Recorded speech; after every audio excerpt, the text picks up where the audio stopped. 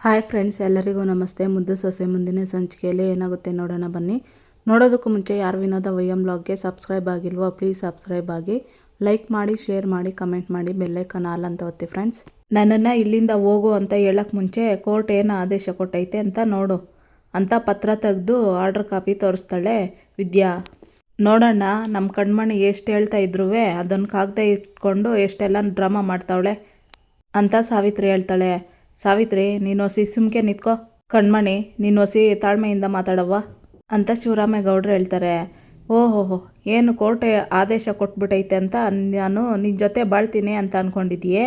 ಅದು ಸಾಧ್ಯನೇ ಇಲ್ಲ. ಅದೇನು ಅಂದ್ಕೊಂಡಿದ್ಯೋ ಅದನ್ನು ಮಾಡ್ಕೊ ಹೋಗು ಅಂತ ಭದ್ರ ಹೇಳ್ತಾನೆ. ಅಯ್ಯೋ, ಇದನ್ನು ನನ್ನ ಮುಂದ್ಗುಟ್ಟೆ ಏನು ಕೇಳ್ತಾ ಇದ್ದೀರಾ? ಕೋರ್ಟಲ್ಲಿ ಆದೇಶ ಕೊಟ್ರಲ್ವೇ, ಅಲ್ಲೇ ಹೇಳ್ಬೇಕಿತ್ತು ಅಂತ ವಿದ್ಯೆ ಹೇಳ್ತಾಳೆ. ಸುಮ್ಕೆ ಇದ್ದರೆ ಅತಿಯಾಗಿ ಮಾತಾಡ್ತಾ ಇದೆಯಲ್ಲ, ನನಗೆ ತಲೆ ಕೆಟ್ಟರೆ ಅಂತಿರ್ತಾನೆ ಭದ್ರ ಅಂತ ಕೂಗಿ ಗೋವಿಂದೇಗೌಡರು, ಅಣ್ಣ ತಾಳ್ಮೆಯಿಂದ ಇರೋ ಅಂತ ಹೇಳ್ತಿರೋದು ಗೊತ್ತಾಗ್ಲಿಲ್ಲ ನಿನಗೆ ಅಂತ ಹೇಳ್ತಾರೆ. ಅವಳು ಮಾತಾಡ್ತಾ ಇರೋದನ್ನ ನೋಡ್ತಾ ಇದ್ರೇನು ಹೆಂಗೆ ಚಿಕ್ಕಪ್ಪ ಸುಮ್ಮನೆ ಇರೋದು ಅಂತ ಭದ್ರ ಹೇಳ್ತಾನೆ.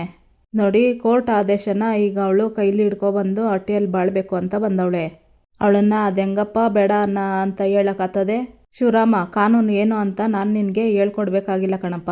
ಈಗೇನಾದರೂ ನೀನು ಕೋರ್ಟ್ ಆದೇಶ ಪಾಲಿಸ್ದೆ ಹೋದರೆ ಮುಂದೇನಾಗ್ತದಂತ ನಿನಗೆ ಗೊತ್ತು ತಾನೇ? ಲೇ ಇವಳೆ, ನೀನು ಇಲ್ಲೇ ನಿಂತ್ಕೊಂಡು ಯಾರು ಕೊಟ್ಟೆನ್ನು ವಾದ ಮಾಡೋದು ಬೇಕಾಗಿಲ್ಲ. ನಿನ್ಯಾರು ತಡೆಯೋಕ್ಕಾಗಕ್ಕಿಲ್ಲ. ಕೋರ್ಟ್ ಆದೇಶ ಮಾಡ್ದಂಗೆ ನೀನು ಬ್ಯಾಗನ್ನ ತಗೊಂಡು ಕೋಣೆ ಕಡೆ ನಡಿ ಅಂತ ಅಜ್ಜಮ್ಮ ಹೇಳ್ತಾಳೆ. ಏನವ್ವ ಇಷ್ಟು ಸಲೀಸಾಗಿ ಒಳಕ್ಕೋಗು ಅಂತ ಹೇಳ್ತಾ ಇದೆಯಾ ಅಂತಾಳೆ ಸಾವಿತ್ರಿ. ಲೇ, ನೀನು ಮರ್ಯಾದೆಯಿಂದ ಬಾಯಿ ಮುಚ್ಕೊಂಡು ತೆಪ್ಪಗಿದ್ರೆ ಸರಿ. ಇದು ಕಾನೂನು ವಿಷಯ. ಇದೆಲ್ಲ ಗೊತ್ತಿದ್ದಿದ್ರೆ ನೀನು ಯಾಕೆ ಹಿಂಗಿರ್ತಿದ್ದೆ? ನೀನು ಯಾಕೆ ಹಿಂಗೆ ನೋಡ್ತಾ ಇದ್ದಿ? ಒಳಕ್ಕೆ ನಡಿಯೇ ಅಂತಾಳೆ ಅಜ್ಜಮ್ಮ. ಇಲ್ಲ ಅಮ್ಮಮ್ಮ, ನಾನು ಹಟ್ಟಿ ಒಳಕ್ಕೆ ಬರೋಕ್ಕಿಲ್ಲ ಅಂತ ವಿದ್ಯೆ ಹೇಳ್ತಾಳೆ. ಲೇ, ನಿನ್ಗೆ ಬುದ್ಧಿಲಿ ಏನಾದರೂ ಐತೇನೆ ತಲೆಯಲ್ಲಿ? ಗಂಡನ ಜೊತೆ ಬಾಳ್ವೆ ಮಾಡ್ಬೇಕಂತ ಕೋರ್ಟ್ನಿಂದ ಆದೇಶ ತಗೊಬಂದು ಈಗ ಒಳಕ್ಕೆ ಬರೋಕ್ಕಿಲ್ಲ ಅಂತಂದರೆ ಏನೇ ಅರ್ಥ? ಹಟ್ಟಿ ಒಳಗೆ ಬರದೆ ಗಂಡನ ಜೊತೆ ಹೆಂಗೆ ಬಾಳಿಯೇ ಅಂತ ಅಜ್ಜಮ್ಮ ಹೇಳ್ತಾಳೆ. ಅಮ್ಮಮ್ಮ, ನಾನು ಮಾಡಿರೋ ತಪ್ಪಿಗೆ ಶಿಕ್ಷೆ ರೂಪದಲ್ಲಿ ಹಟ್ಟಿನ ಬಿಟ್ಟು ಹೋಗಿದ್ದೀನಿ. ಆ ಶಿಕ್ಷೆ ಇನ್ನೂ ಮುಗ್ದಿಲ್ಲ ಅಲ್ವೇ? ಅದಕ್ಕೆ ಕೋರ್ಟ್ ಹೇಳಿರೋ ಆದೇಶದ ಪ್ರಕಾರ ಔಟ್ ಹೌಸಲ್ಲೇ ಇದ್ಕೊಂಡು ನಾನು ಬದುಕ್ತೀನಿ. ನಾನು ಅಲ್ಲಿದ್ರೂ ಯಾರಂಗಲ್ಲೂ ಬದುಕೋದಕ್ಕೆ ಇಷ್ಟಪಡೋದಿಲ್ಲ. ಆ ಜಾಗಕ್ಕೆ ಬಾಡಿಗೆ, ಕರೆಂಟ್ ಬಿಲ್ಲು, ಊಟದ ಖರ್ಚೆಲ್ಲ ನಾನೇ ನೋಡ್ಕೊತೀನಿ. ಅದಕ್ಕೆ ಕೋರ್ಟಲ್ಲಿ ಹೇಳಿರಂಗೆ ನನ್ನ ಮಗಿನಪ್ಪ ನನ್ನ ಜೊತೆ ಇದ್ದರೆ ಸಾಕು ಅಂತ ವಿದ್ಯೆ ಹೇಳ್ತಾಳೆ. ಲೇಯ್, ಏನೋ ಈ ಭದ್ರೇಗೌಡ ಅಂದರೆ ಏನು ಅನ್ಕೊಬಿಟ್ಟಿದ್ದೀಯೇ? ಯಾವುದೋ ಊರಿನ ದೊಣ್ಣೆ ನಾಯಕಿ ಬಂದ್ಬಿಟ್ಟು ಔಟ್ ಹೌಸಿಗೆ ಬ್ಯಾಗ್ ಎತ್ಕೊಂಡು ಬಾ ಅಂತ ಅಂದ್ಬಿಟ್ರೆ ಬಂದ್ಬಿಡ್ತೀನಿ ಅಂತ ಅನ್ಕೊಂಡ್ಬಿಟ್ಟಿದ್ದೀಯೇ?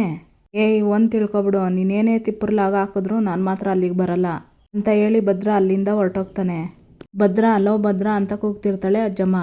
ಇತ್ತ ಸಾವಿತ್ರಿ, ಸಾಬಾಷ್ ಭದ್ರ, ಹುಲಿ ಹೊಟ್ಟೆಯಲ್ಲಿ ಹುಲಿನೇ ಹುಟ್ಟೋದು ಅಂತ ಸಾಬೀತು ಮಾಡಿಬಿಟ್ಟೆ.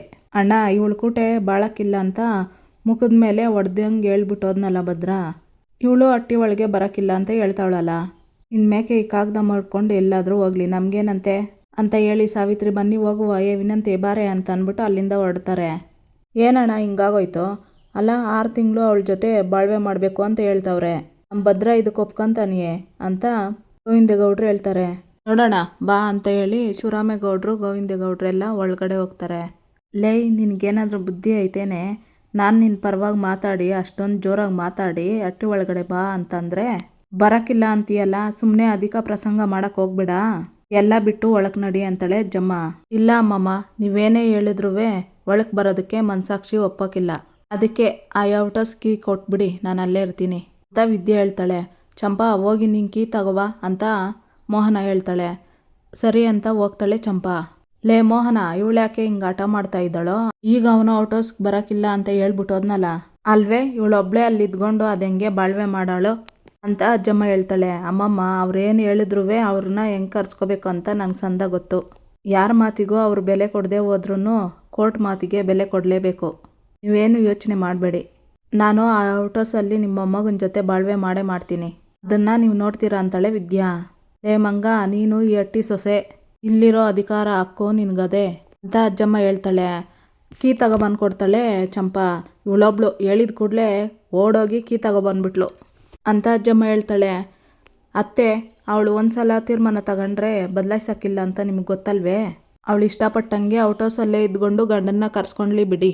ಈಗ ನಾವು ಬೇಡ ಅಂದರೆ ಅವಳು ಇಲ್ಲೇ ಇರ್ತಾಳೆ ಹೊರತು ನಾವು ಒಳಗೆ ಬರೋಕ್ಕಿಲ್ಲ ಅಂತ ಮೋಹನ ಹೇಳ್ತಾಳೆ. ಸರಿ ಕಣವ್ವ, ಏನಾದರೂ ಮಾಡ್ಕೊಳ್ಳಿ, ಇದೇ ಆಟ ಛಲ ಅವನ್ನ ಔಟ್ ಹೌಸ್ಗೆ ಕರ್ಸ್ಕೊಳೋದ್ರಲ್ಲೂ ಇರಲಿ ಅಂತ ಅಜ್ಜಮ್ಮ ಹೇಳ್ತಾಳೆ. ತಗೋ ವಿದ್ಯಾ ಅಂತ ಕೀ ಕೊಡೋಕೆ ಹೋಗ್ತಾಳೆ ಮೋಹನ. ಅತ್ತೆ 1 ನಿಮಿಷ ಅಂತ ಹೇಳಿ ದುಡ್ಡು ತೆಗೆದು ಕೊಡ್ತಾಳೆ. ಅತ್ತೆ, ಈ 5,000 ನಾನು ಔಟ್ ಹೌಸಲ್ಲಿ ಇರೋದಕ್ಕೆ ಕೊಡ್ತಾ ಇರೋ ಅಡ್ವಾನ್ಸು.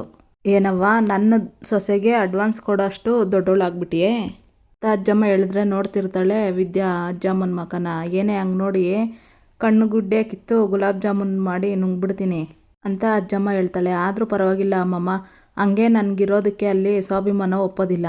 ಇದೊಂದು ಅವಕಾಶ ಮಾಡಿಕೊಡಿ ಅಂತಾಳೆ ವಿದ್ಯಾ. ಸರಿ ಬಿಡವ್ವ, ಆಯಿತು ತಗೋಕಿ ಅಂತ ಕೊಟ್ಟು ದುಡ್ಡು ತಗೊತಾಳೆ ಮೋಹನ. ಲೇ ಮೋಹನ, ನಿನ್ನ ಸೊಸೆ ಸರಿಯಾದ ಅಟ್ಮಾರಿನೇ ಕಣೆ. ನೀನೇ ನನ್ನ ಮಾತು ಕೇಳ್ತಾ ಇದ್ದೀ, ಆದರೆ ಇವಳನ್ನ ನೋಡು ಕೇಳೋಕ್ಕೆ ಇಲ್ಲ ಅಂತ ಅಜ್ಜಮ್ಮ ಹೇಳ್ತಾಳೆ. ಅಮ್ಮಮ್ಮ, ಇದೊಂದು ವಿಷಯದಲ್ಲಿ ನನ್ನ ಕ್ಷಮಿಸ್ಬಿಡಿ. ನಾನೇನು ದೂರ ಹೋಯ್ತಾ ಇದ್ದೀನಿ, ಇಲ್ಲೇ ನಿನ್ನ ಕಣ್ಮುಟ್ಟಿಗೆ ಮುಂದ್ಗುಟೇನೆ ಇರ್ತೀನಲ್ವೇ ಅಂತ ವಿದ್ಯೆ ಹೇಳ್ತಾಳೆ.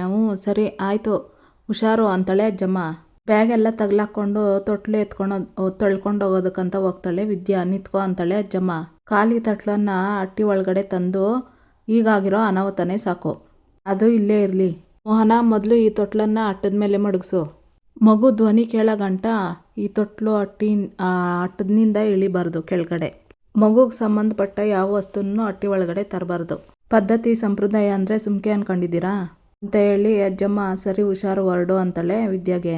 ವಿದ್ಯಾ ಹೋಗೋದಕ್ಕಂತ ಹೋದ್ರೆ ಚಿಟಿಕೆ ಹಾಕಿ, ಕಣ್ಮಣಿ, ನೀನು ಅದ್ಯಾವ ಆಸೆಗಳು ಕನಸುಗಳನ್ನ ಇಟ್ಕೊಂಡು ಇಲ್ಲಿಗೆ ಬಂದಿದೆಯೋ ಅದ್ಯಾವುದು ಈಡೇರೋಕ್ಕೆ ನಾನು ಬಿಡೋದಿಲ್ಲ. ಆದಷ್ಟು ಬಿರ್ನೆ ಇದೇ ಬ್ಯಾಗ್ ಎತ್ಕೊಂಡು ವಾಪಸ್ ಹೋಗೋ ರೀತಿ ಮಾಡದೇ ಇದ್ದರೆ ನನ್ನ ಹೆಸರು ಕಣ್ಮಣಿನೇ ಅಲ್ಲ ಅಂತ ಕಣ್ಮಣಿ ಹೇಳ್ತಿರ್ತಾಳೆ. ಮುಗುಳ್ನಕ್ಕೂ ತಿರ್ಗಾ ವಾಪಸ್ ಏನು ಮಾತಾಡದೆ ಹೊರಟೋಗ್ತಾಳೆ ಔಟ್ ಹೌಸ್ಗೆ ವಿದ್ಯಾ. ಕೋಪ ಮಾಡಿಕೊಂಡು ಹೊರಟೋಗ್ತಾಳೆ ಕಣ್ಮಣಿ. ಇತ್ತ ವಿದ್ಯಾ ಅಕ್ಕಿ ಆಯ್ತಿರ್ತಾಳೆ. ವಿದ್ಯಾಕ್ಕ ಅಂದ್ಕೊಂಡು ಚಂಪಾ ಬರ್ತಾಳೆ. ಬಾ ಚಂಪಾ ಅಂತಾಳೆ ವಿದ್ಯಾ. ವಿದ್ಯಕ್ಕ, ನೀನೊಂಥರ ಸೂಪರ್ ಬಿಡಕ್ಕ. ಎಲ್ರಿಗೂ ಕೋರ್ಟ್ ಆದೇಶ ತೋರಿಸಿ ಬಾಯಿ ಮುಚ್ಚಿಸ್ಬಿಟ್ಟೆ. ಮತ್ತಿನ್ನೇನು ಚಂಪಾ, ಕಾನೂನು ಪ್ರಕಾರ ದೂರ ಆಗಬೇಕು ಅಂತ ಅಂದ್ಕೊಂಡವ್ರಿಗೆ ಕಾನೂನು ಪ್ರಕಾರನೇ ಉತ್ತರ ಕೊಡಬೇಕಲ್ವೇ ಅಂತ ವಿದ್ಯೆ ಹೇಳ್ತಾಳೆ. ಆದ್ರೂ ನಿನ್ನ ಮೇಲೆ ಒಸಿ ನನಗೆ ಕೋಪ ಅಂತ ಚಂಪಾ ಹೇಳ್ತಾಳೆ. ಕೋಪನಾ? ಅಂಥದ್ದು ನಾನೇನೇ ಮಾಡಿದೆ ಅಂತ ವಿದ್ಯೆ ಕೇಳ್ತಾಳೆ. ಅಮ್ಮಮ್ಮ ಹೇಳ್ದಂಗೆ ಆ ಎಟ್ಟಿಲ್ಲಿ ಇರೋ ಅಧಿಕಾರ ಹಕ್ಕು ಇತ್ತು ಅಲ್ವೇ, ಅಲ್ಲೇ ಬಂದು ಇದ್ಬಿಟ್ಟಿದ್ರೆ ಏನಾಗ್ಬಿಟ್ಟಿರೋದು ಅಂತ ಚಂಪಾ ಹೇಳ್ತಾಳೆ. ಚಂಪಾ, ನನಗೆ ಹಕ್ಕು ಅಧಿಕಾರಕ್ಕಿಂತ ನನ್ನ ಸ್ವಾಭಿಮಾನನೇ ಮುಖ್ಯ.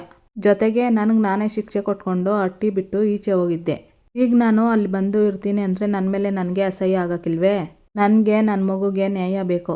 ಜೊತೆಗೆ ಅವರೇ ನನ್ನ ಮಗುನ ತಂದೆ ಅಂತ ಒಪ್ಕೋಬೇಕು. ಆಟೆಯ ನನಗೆ ಬೇಕಾಗಿರೋದು ಅಂತ ವಿದ್ಯೆ ಹೇಳ್ತಿರ್ತಾಳೆ. ವಿದ್ಯಾಗೆ ಫೋನ್ ಮಾಡ್ತಾರೆ ಲಾಯರು.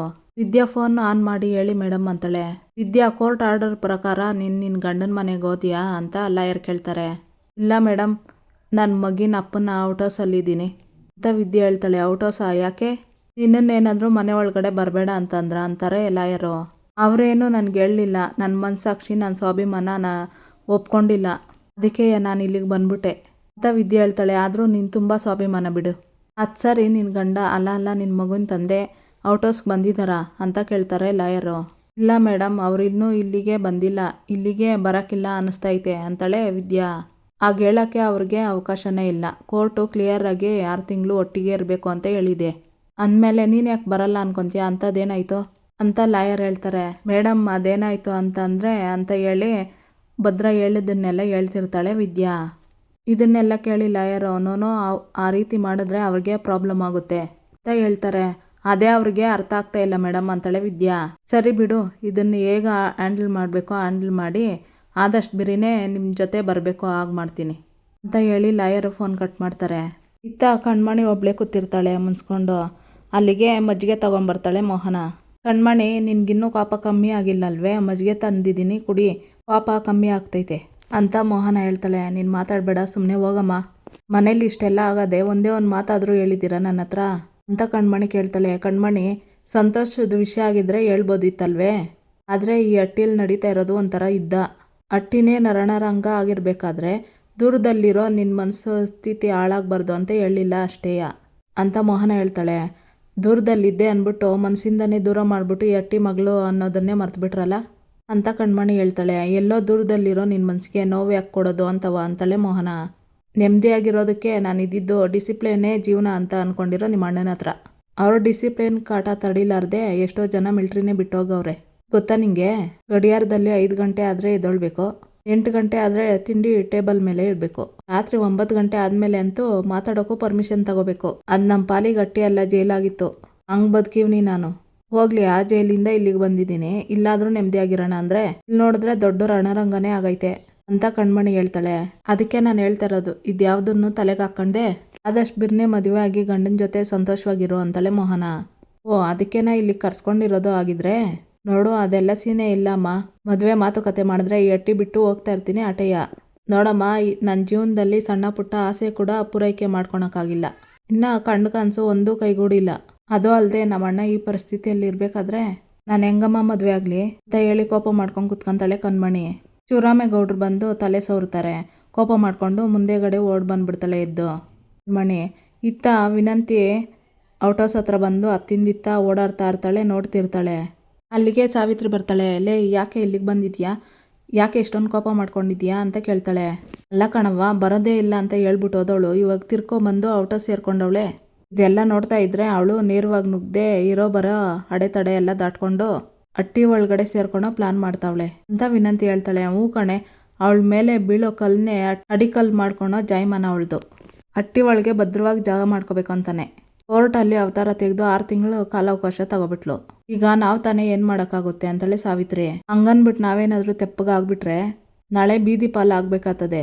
ಯಾಕೆ ಅಂದರೆ ನಾವು ಮಾಡಿರೋದೆಲ್ಲ ಅವಳು ಮರ್ತಿಲ್ಲ ಅಂದ್ಮೇಕೆ ಅಮ್ಮನ್ನ ಸುಮ್ಕೆ ಬಿಟ್ಟಾಳೇನವ್ವ ಅಂತ ವಿನಂತಿ ಹೇಳ್ತಾಳೆ. ಅಲ್ಲ ಕಣೆ, ಕೋರ್ಟ್ ಆದೇಶ ತಗೊಬಂದಿರೋನ್ನ ನಾವೇನೇ ಮಾಡೋಕ್ಕಾಗ್ತದೆ? ಹಂಗೇನಾದರೂ ನಾವು ಮಾಡೋಕ್ಕೋದ್ರೆ ಕೋರ್ಟು ಪೊಲೀಸು ಸುಮ್ಕೆ ಬಿಟ್ಟಾರೆ ಅಂತ ಸಾವಿತ್ರಿ ಹೇಳ್ತಾಳೆ. ಇಲ್ಲ ಕಣವ್ವ, ಯಾವುದೇ ಕಾರಣಕ್ಕೂ ಇಲ್ಲ. ಅವಳಿಗೇನಾದರೂ ಒಡೆದು ಬಡ್ದು ಮಾಡಿದ್ರೆ ಕೋರ್ಟ್ಗೆ ಭಯ ಪಡ್ಬೇಕಾಗ್ತದೆ. ಅದು ಬಿಟ್ಬಿಟ್ಟು ಸದ್ಯ ಆಗ್ದಂಗೆ ಏನಾದರೂ ಪ್ಲ್ಯಾನ್ ಮಾಡ್ಕೊಂಡು ಹೊಡ್ತಾ ಕೊಟ್ರೆ ಏನೂ ಆಗೋಕ್ಕಿಲ್ಲ ಅಂತ ವಿನಂತಿ ಹೇಳ್ತಾಳೆ. ಲೇ ಅದೇನೋ ಅಂತ ಅರ್ಥ ಆಗಂಗೇಳೆ, ನನಗೇನು ಅರ್ಥನೇ ಆಗ್ತಾ ಇಲ್ಲ ಅಂತಾಳೆ ಸಾವಿತ್ರಿ. ಅಯ್ಯೋ ನಿನ್ನ ತಲೆಯಲ್ಲಿ ಏನಾದರೂ ಅಷ್ಟೊಂದು ಬುದ್ಧಿ ಇದ್ದಿದ್ರೆ ನನಗೆ ಯಾಕೆ ಈ ಬಾಳು ಬತ್ತಾಯಿತ್ತು ತಳೆ ವಿನಂತಿಯಲ್ಲೇ ಈ ಕೊಂಕು ಮಾತು ಬಿಟ್ಟು ಈ ವಿಷಯಕ್ಕೆ ಬರ ಏನು ಅಂತ ಸಾವಿತ್ರಿ ಹೇಳ್ತಾಳೆ. ಒಬ್ಬ ಮನುಷ್ಯನಿಗೆ ಮುಖ್ಯವಾಗಿ ಬದುಕೋದಕ್ಕೆ ಬೇಕಾಗಿರೋದು ಏನು ಹೇಳು ಅಂತಾಳೆ ವಿನಂತಿ. ಊಟ ಅಂತಾಳೆ ಸಾವಿತ್ರಿ. ಬರೀ ತಿನ್ನೋದ್ರಲ್ಲೇ ಇರು ಯಾವಾಗ್ಲೂ. ಏಯ್ ಸಾವಿತ್ರಿ, ಬೇಕಾಗಿರೋದು ಗಾಳಿ ಬೆಳಕು ನೀರು ತಾನೆ, ಅದೇ ಸಿಗ್ದಂಗೆ ಮಾಡಿದ್ರೆ ಅಂತಾಳೆ ವಿನಂತಿ. ಆಹಾಹಾ, ತಲೆ ಅಂದರೆ ತಲೆ, ನನಗೆ ತಲೆ ಅಂದ್ಕೊಂಡಿದ್ದೆ, ನನಗಿಂತ ಜಾಸ್ತಿ ತಲೆ ಐತೆ ನಿನಗೆ. ಹಿಂಗೆ ಮಾಡಿ ಅವಳನ್ನ ಓಡಿಸೋ ಕೆಲಸ ಮಾಡಬೇಕು, ಹಂಗಂದ್ರೆ ಅಟ್ಟಿ ಹಿಂದೆ ಇರೋ ವಾಲ್ ಹಾಕ್ ಮಾಡಬೇಕು ಅಂತಾಯ್ತು ಅಂತ ಸಾವಿತ್ರಿ ಹೇಳ್ತಾಳೆ. ಸರಿ, ಒಳ್ಳೆ ಕೆಲಸ ಮಾಡೋದಕ್ಕೆ ತಡ ಬೇಡ, ಈಗಲೇ ಆ ಕೆಲಸ ಮಾಡಿ ಮುಗಿಸ್ಬಿಡೋಣ, ಬಾ ಹೋಗುವ ಅಂತ ಹೇಳಿ ಸಾವಿತ್ರಿ ವಿನಂತಿ ಗೇಟ್ ವಾಲ್ನ ಹಾಕ್ ಮಾಡೋದಕ್ಕಂತ ಹೋಗ್ತಾರೆ. ಇದನ್ನು ನೋಡ್ಬಿಡ್ತಾಳೆ ವಿದ್ಯಾ. ವಿನಂತಿನ್ನು ಸಾವಿತ್ರಿ ಹೋಗಿ ಗೇಟ್ ವಾಲ್ ಲಾಕ್ ಮಾಡಿ, ಆಡೆ ಅದು ಯಾವ ಆಟ ಆಡ್ತೀಯೋ ಇವಾಗ ಆಡು ಅಂತ ಹೇಳ್ತಿರ್ತಾಳೆ ವಿನಂತಿ. ವಿದ್ಯಾ ಇದನ್ನು ನೋಡಿ ಕೇಳಿಸ್ಕೊಂಡು, ನಿಮ್ಮ ಆಟನ ಶುರು ಮಾಡಿಕೊಂಡ್ರೆ ಇಂಥದ್ದೆಲ್ಲ ಮಾಡ್ತೀರಾ ಅಂತ ನಿರೀಕ್ಷೆ ಮಾಡಿಕೊಂಡೆ ನಾನು ಇಲ್ಲಿಗೆ ಬಂದಿರೋದು. ಬಾಯಾರಿಕೆಗೆ ಎದ್ರುಕೊಂಡು ಓಡೋಗ್ತೀನಿ ಅಂತ ಅಂದ್ಕೊಂಡಿದ್ರೆ ಅದು ನಿಮ್ಮ ಭ್ರಮೆ. ಈಗ ನೀವೇ ನಿಲ್ಸಿರೋ ನೀರನ್ನ ನೀವೇ ಆನ್ ಮಾಡಬೇಕು, ಹಂಗೆ ಮಾಡ್ತೀನಿ ನೋಡ್ತಾ ಇರಿ ಅಂತ ಅನ್ಕೊತಿರ್ತಾಳೆ ವಿದ್ಯಾ. ಇಲ್ಲಿಗೆ ಈ ಸಂಚಿಕೆ ಮುಕ್ತಾಯ ಆಗುತ್ತೆ. ಯಾರು ಇನ್ನೂ ವಿನೋದ ವೈಎಂ ಬ್ಲಾಗ್ಗೆ ಸಬ್ಸ್ಕ್ರೈಬ್ ಆಗಿಲ್ವೋ ಪ್ಲೀಸ್ ಸಬ್ಸ್ಕ್ರೈಬ್ ಆಗಿ, ಲೈಕ್ ಮಾಡಿ, ಶೇರ್ ಮಾಡಿ, ಕಮೆಂಟ್ ಮಾಡಿ, ಬೆಲ್ಲೈಕಾನ್ ಆಲ್ ಅಂತ ಒತ್ತಿ ಫ್ರೆಂಡ್ಸ್. ಈ ವಿಡಿಯೋ ನೋಡೋದಕ್ಕಾಗಿ ಎಲ್ಲರಿಗೂ ಧನ್ಯವಾದಗಳು.